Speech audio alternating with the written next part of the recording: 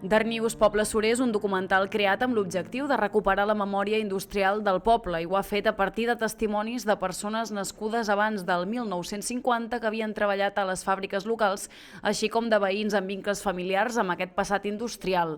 L'audiovisual recupera, doncs, històries personals i col·lectives. Els entrevistats són persones grans del poble, nascudes abans del 1950, que han explicat el seu testimoni oral de quan treballaven fent taps a les petites fàbriques avui inexistents, perquè quedi com a llegat per les noves generacions.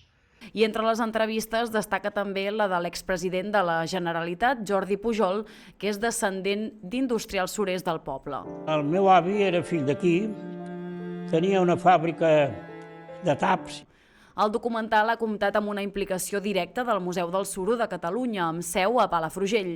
El centre ha aportat coneixement, assessorament històric i presència directa a través del seu director, Pep Espadaler, que apareix com una de les veus expertes que contextualitzen el pes del sector surer en la història local i catalana.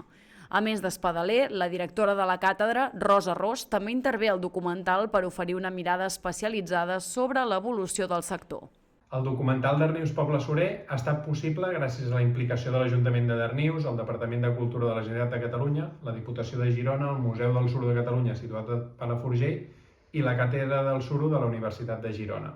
El Museu del Suro, juntament amb la Càtedra d'Estudis del Suro, han estat clau per dotar el relat d'una base històrica sòlida i connectar la realitat de Darnius amb el conjunt de municipis catalans vinculats a l'explotació i transformació del suro, com és Palafrugell o Sant Feliu de Guíxols. L'objectiu del projecte és que altres municipis surers de l'Empordà i de Catalunya es vegin reflexats en una petita història surotapera d'un dels municipis on va néixer aquesta indústria. I volem que serveixi com a petit testimoni del que significa, però sobretot del que va significar la indústria surotapera en la història recent del nostre passat. Amb una durada d'uns 30 minuts, el documental es podrà veure en els pròxims mesos a diversos municipis de l'Empordà.